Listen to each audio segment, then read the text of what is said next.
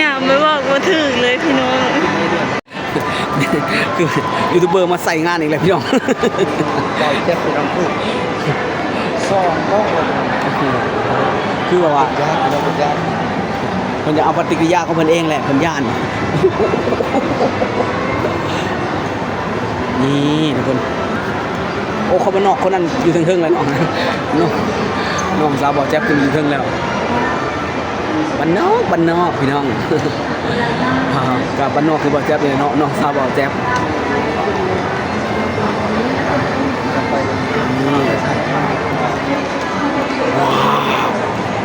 ว้าวไหมนี่ดูสิโอ้อะไรเนี่ยอะไรนี่ อันนี้คืออีกอย่าง เป็นไม้ อันนี้คืออี มัน กอ จะ ย่าง เป็นงานศิลปะเกี่ยวกับเพิ่นแบบว่าเฮ็ดได้เห็นบอกมันมีกันเขียนอยู่ งามเลย อย่างคือเบิ่งได้ห้ามแตะต้องเด้อห้ามสัมผัสเด้อเห็นบอกเพิ่นเขียนมาอยู่เด้โอ้เห็นบอกขมวดเข้ามาข่าวม้าก็คือน่าจะเฮ็ดจากผาบ่นะยุทธนาอโนไทยสินทวีเนาะโอ้ว้าว คืออยากไปห้องน้ห้องน้ำนี่ห้องน้ำไปห้องน้ำนี่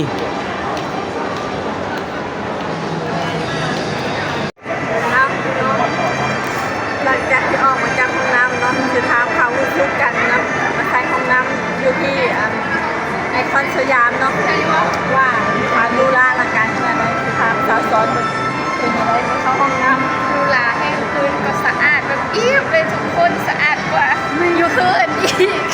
จนเริ่มนะแล้วที่น่าตกใจกว่านั้นก็คือมัน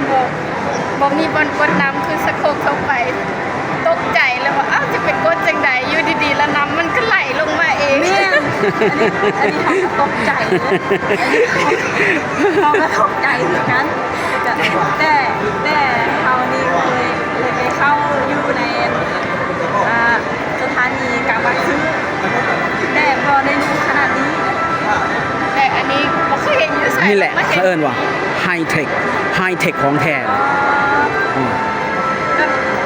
เต็งลูกขึ้นมาเอกกันตกใจอีกได้ว่าน้ำมันออกมาแบบแห้งขนาดเลยเนี่ยเขาตกใจแบบแห้งว่าอยู่ในนั้นอยู่ในสถานีกลางบางซื่อค่ะสะอาดสวยงามลูกก็อยู่ในห้างรัดหรืออย่างนี้แหละลูกกว่าบ่เนี่ยสมมุติตอนนี้ไอ้ปล่อยให้ไอ้เจ้าสองคนพักกันขึ้นไปสูงสุดสิขึ้นได้กล้าขึ้นอยู่บ่ขึ้นมาได้กล้าขึ้นเพราะเนาะแบบสะอาดไปเบิ่งไกลๆดูไปเบิ่งไกลๆมีจักสันไปนับดูพากันไปนับดูไปนับเบิ่งสองเสี่ยวซุมเจ้าค่ะไปเบิ่งดูค่ะนี่เสี่ยวบ้านนอกเนี่ยเอาป้าทูเห็นบ่สูงแบบสวยงามแบบที่สุดเลย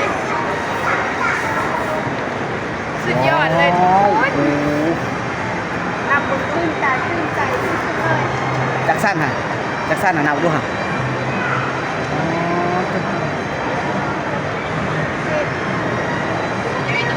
มีแจ็คสันวะ จักสัน 7 ชั้นแม่นบ่คือนับข้างหลังยัง ยัง ข้างหลังมีอีกเด้ แล้วนี่ก็ไม่ได้นับ คือ7ชั้นเนี่ยมันบ่ทันได้สุดเด้เฮาสามารถขึ้นลิฟต์ไปทางพุ่นได้อีกนะ นับจนลงมาจากชั้นพี่น้อง เอาสันชื่อก่อน นี่สองสาวนับชั้นตึกเนาะพี่น้องนับชั้นห่างเนาะนะ นับจนแบบลงเลยพี่น้องแบบ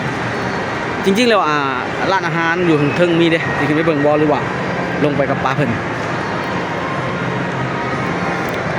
ฮะ ทางไหนก็ได้ต้นไป ทำอะไรก็ได้ พอบอกปล่อยให้ไป เขาบ่ต้นลงไปพุ่นแล้วบ่ต้นลงก็ต้องลงไปนะบ่ต้นก่อนเลยกันเนาะไปเดี๋ยวว่าต้นลงเลย นี่แบบมีมหัศ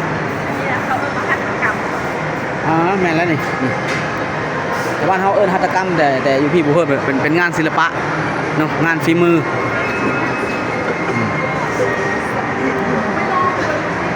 ในใจก็ยังขึ้นไปเบิ่ง แต่ก็สิได้ขึ้นสิพาขึ้นถึงเทิงแล้วเดี๋ยวแต่ก็ลงไปหากินข้าวอยู่ข้างล่างก่อน จริงๆมันอยู่เทิงกับมีร้านกินข้าวเด้แต่ว่ามันสิหากินช่วงนี้อาจจะหากินมันยากบ่ได้ถ้าเทศกาลหายากที่สุดมันอาจจะหาบ่อนหนังยากผมคนมันหลายแฮงแต่ว่าช่วงนี้สิได้อยู่เนาะเย็นบ่รู้สึกเย็นบ่ เย็นแล้วก็แบบดูร้ายแบบเรื่องติดเลยแบบเห็นว่าแบบว่าคนร้ายๆแบบนี้นะ เงาวาบเกิน มีคิดว่าสีแบบสะอาดแบบเงาเลยกว่าเขาจะยก ขาวแบบสะอาดแทบสิบ่เห็นฝุ่นเลยกับอะไรแบบสะอาดแท้ มันบ่มีฝุ่นเด้คือห่างมันสิบ่มีฝุ่นเพราะว่านอกจากคนมาเที่ยวเพิ่นก็สะอาดกันอยู่แล้วแล้วก็เพิ่นมีการทำความระบบทำความสะอาดของเพิ่นอยู่แล้วว้าว เสียงยัง คิดว่าน่าจะมีงานอยู่ข้างบนน่าจะมีงานอยู่ข้างบนเฮาต้องไปข้างบนแล้วบ่โบมาอยู่ที่นี่แล้วนะ ใช่ใช่ ไปสาวโอเคไปเดินทาง เบื้องพี่น้องเสียงยังก็ตามทานกัน ฮู้เอาไปฮู้ปะเฮาขึ้นตรงนี้เฮาต้องไปขึ้นพุ่นเฮาไปขึ้นพุ่นปะไป แบบโคตรแบบ ไอ้ตัวไอ้ตัวนี้ เขายังติดใจของห้องน้ำนะลูกด้วยห้องน้ำ มีเสียงกรี๊ดอ่ะของคนน่ะ สงสัยมีดารามา แม่นน่าจะมีแบบนั้น พี่น้องไปพักยิดดารากันเด้อพี่น้อง ไปใส่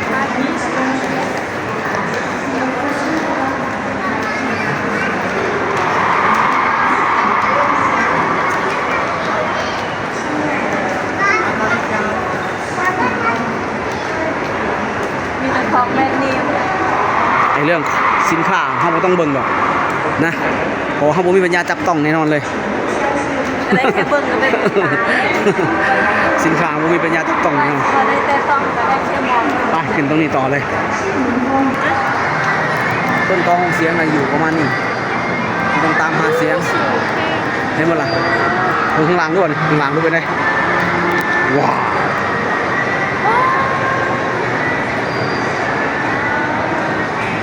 คิดมีฟันว่าสิได้มาอยู่ในห้างที่ดูลาขนาดนี้สูงอย่างไปดีเป็นแพงที่สุด สองคนกำลังตะลึงกับความสวยงาม ความหรูหราของห่างเมืองไทยทุกคนเนาะ งามแน่งามไข่เซ็กซี่สว่างแม่แพง กว่าฮอดเบิ่งในโทรทัศน์เนาะ แน่เนี่ยตามมาเบิ่งในโทรทัศน์ เคยเห็นแต่ในโทรทัศน์ได้มาสัมผัส คนเบิ่ง จอแล้วต้องจอเข้ามา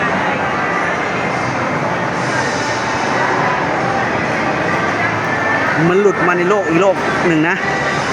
มันหลุดเข้ามาในโลกอีกโลกหนึ่ง แม่ หลุดออกมา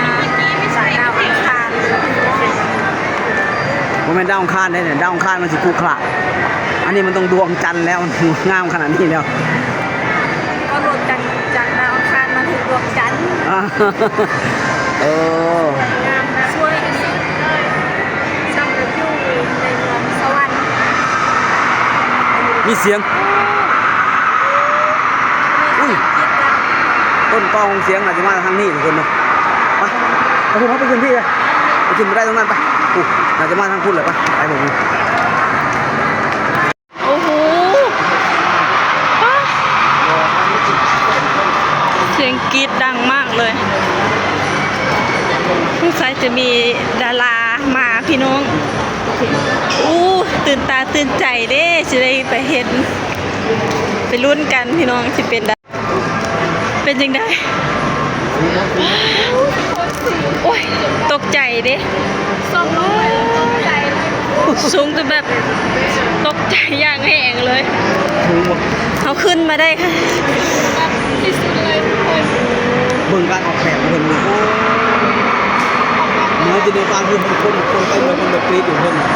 ต้องมีงานสักอย่าง แม่นโอ้ป้าเพื่อจะบ่พลาด ต้นเสียง เพื่อจะบ่พลาดต้นเสียงเนาะ แบบ พี่ เดินหลงทางยังดีกลัวแต่ว่าจะหลงเธอว้าว น้ำแห่งสวรรค์ได้ มีน้ น้ำไหลลงมาจาก ำโอ้ป้า เดี๋ยวเข้าไปดูหนึ่งชั้นเลย งามดิไปฉันมาดิป้า แต่สวนสวรรค์เลยเนาะสุดยอดนี่โอ้ ใช่เราจะเจอแล้ว ว้าวเราจะเจอแล้วว้าวเอาขึ้นมานี่จักสั้นเท่าไหร่แล้วนี่แม่นสั้นที่8ที่9แล้ววะ ไหนอ่ะกำลังว่านี่แบบกำลังขึ้นมา ตื่นเต้นมากเลยโอ้สวยอีหลี